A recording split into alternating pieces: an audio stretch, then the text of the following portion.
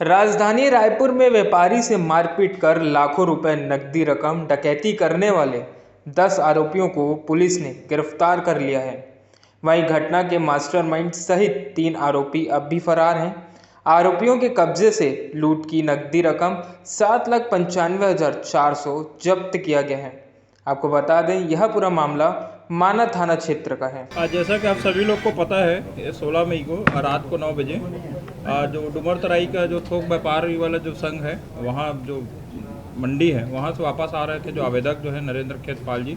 अपने जो Jupiter scooty में। इसी दौरान जब आ रहे थे तो रास्ते में उनसे एक लूट की घटना हुई थी, जिसमें उनके सिर पर चोट भी आया था, जिसके बाद वो MMI हॉस्पिटल में उनके बेटा द्वारा ले जा करके एडमिट कराया गया था। और जिसकी सूचना मिलने पर तत्काल आदरणीय SP सर और क्राइम ब्रांच और एडिशनल SP सिटी, मैं और जितने CSP माना और जितने भी बल हैं, और क्राइम ब्रांच के गिरीश तिवारी, सब के सब उपस्थित हुए थे। और जितने भी संभावित जगह हैं और घटना स्थल है उसके बारीकी से निरीक्षण किया गया। और चूँकि पीड़ित उस समय जो घायल था उसमें चोट था, इसलिए उससे प्राथमिक तौर पर हल्का फुल्का ही पूछताछ हो पाया था, जिसमें उन्होंने लगभग 50 लाख रुपए जो है वो घर वापस लाते समय बैग में रखना, और एक बैग में उनके पास जो रजिस्टर और जो पासबुक था वो रखना बताया था, जिसको आरोपियों के द्वारा 3 मोटरसाइकिल में, लगभग एक मोटरसाइकिल में 3 लोग आ करके, जो कि हाथ में लाठी डंडा रखे हुए थे, और साथ ही वो तीनों बाइक में जो बैठे थे नकाब लगाए थे, ऐसा उन्होंने प्राथमिक बताया गया था। जिसकी पूछताछ के बाद, और चूँकि आरोपियों की संख्या 9 से 9 थी, इसलिए उसमें डकैती की धारा 395 के तहत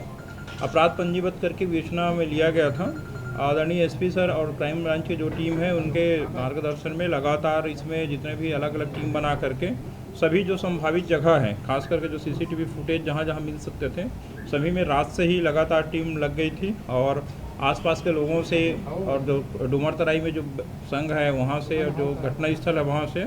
जो भी साक्ष्य है या जो भी गवाह है वो निकाले जा रहे थे। इसी प्रकार अगले दिन एक महत्वपूर्ण सफलता प्राप्त हुआ था, जिसमें जो कमल विहार से आगे जाकर के जो डुंडा गांव है और डुंडा से आगे जो मुजगहन वाली रोड है, उसके जो नाला में 16 जो पासबुक जो कि प्रार्थी से लूटे गए जो बैग में ही रखे हुए थे, वो पासबुक बरामद करने में महत्वपूर्ण सफलता मिला था, जिससे प्राथमिक तौर पर पुलिस को ये पता चल गया था कि जो आरोपी है वो घटना कारित करके जो कमल विहार वाला जो बाईपास रोड है वहाँ से डुंडा आ करके मुजगहन के रास्ते अभनपुर या दूर गया धमतरी जिधर भी हो सकता है वहाँ जाने के संबंध में सूचना मिली थी। इसी प्रकार लगातार और आरोपियों के संबंध में कि अज्ञात आरोपी कौन थे, कैसे थे, कुछ फुटेज मिले थे जिसमें बहुत ज़्यादा स्पष्ट नहीं था, लेकिन उसके आधार पर भी लगातार क्राइम ब्रांच के द्वारा इसमें प्रयास किया गया। और इसी दौरान अगले दिन जो है जो प्रार्थी था उसका ATM भी गया हुआ था लूट में। ATM के द्वारा केंद्रीय गांव में, और उसके बाद फिर लगे उधर अभनपुर में, गरियाबंद में, अलग अलग जगहों में 20-20 हज़ार रुपये का ट्रांजैक्शन किया गया, जहां पर फिर अलग से जितने भी टीम है वो जा करके जो ATM और ATM के आसपास में जहां पैसा निकला था वहां पे फुटेज निकाला गया। फुटेज निकालने पर भी प्रथम दृष्टया देखा गया कि लोग वहां पर भी जो गए थे तो नकाब लगा करके गए थे ये आरोपी लोग, लेकिन उनके जो गाड़ी है, हुलिया है, कपड़े हैं, आसपास के और जितने भी मोमेंट हैं, सबको बहुत बारीकी से देख करके आरोपियों के संबंध में आइडेंटिफाई किया गया, जिसमें प्राथमिक तौर पर देवेंद्र धीत लहरे और तिलक और अजय उर्फ अज्जू और शिव कुमार भोसले, ये चारों आपस में मिल करके प्लानिंग करके इस प्रकार की घटना को अंजाम देना प्राथमिक तौर पर पाया गया। और इसके अलावा आगे पूछताछ पर इस प्रकरण में कुल घटना के दिन 11 आरोपी उपस्थित थे घटना में, और इसके अलावा जो 2 आरोपी जो है ATM से पैसा निकालने के लिए गए थे उनके बोलने पर, इस प्रकार से जो 13 आरोपी रहे हैं प्रकरण में, उसमें से 10 आरोपी वर्तमान में गिरफ्तार करने में महत्वपूर्ण सफलता प्राप्त हुआ है। और जो 3 आरोपी हैं अजय उर्फ अज्जू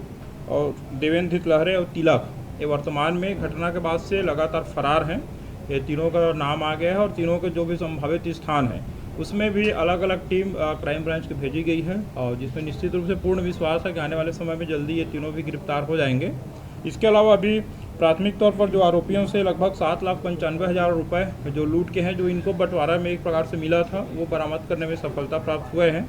अभी तक ये आरोपियों से पूछताछ पर जो लूट का जो रकम है वो 12 से 15 लाख रुपए ही होना इन लोग बता रहे हैं, जबकि प्रार्थी के द्वारा अपराध पंजीबद्ध कराने में और जो प्रार्थी द्वारा आवेदन दिया गया मौखिक रूप से बताया गया था उसमें लगभग जिस दिन घटना हुआ था 16 तारीख को, उस दिन 45 लाख रुपए अपने घर से जो रखा हुआ रकम था उसको वहाँ ले जाना डुमर तराई, और वहाँ लगभग उस दिन 5 लाख का व्यवसाय करके इस 50 लाख रुपए को, चूँकि उस दिन अवकाश का दिवस था, बुद्ध पूर्णिमा, तो चूँकि बैंक बंद था इसलिए जमा नहीं होने के कारण वापस 50 लाख रुपए को लेकर के आना बताया है। इस प्रकार से ये जो 50 लाख रुपए के हिसाब से FIR किया गया है। बाकी जो 3 आरोपी फरार हैं उनके मिलने के बाद और अधिक स्पष्ट हो पाएगा। अभी लगभग 8 लाख रुपए बरामद करने में सफलता मिला है। इसके साथ ही साथ 5 मोटरसाइकिल और 5 मोबाइल भी बरामद किए हैं जो घटना में आरोपियों द्वारा उपयोग में लाया गया था। आरोपियों को अभी विधिवत गिरफ्तार किया जा करके आगे उसमें रिमांड में लिया जाएगा, और बाकी जो 3 आरोपी हैं उसको पतासाजी की जा रही है। इस प्रकरण में भी जो 2 नाबालिग आरोपी हैं उनको भी विधिवत गिरफ्तार किया गया।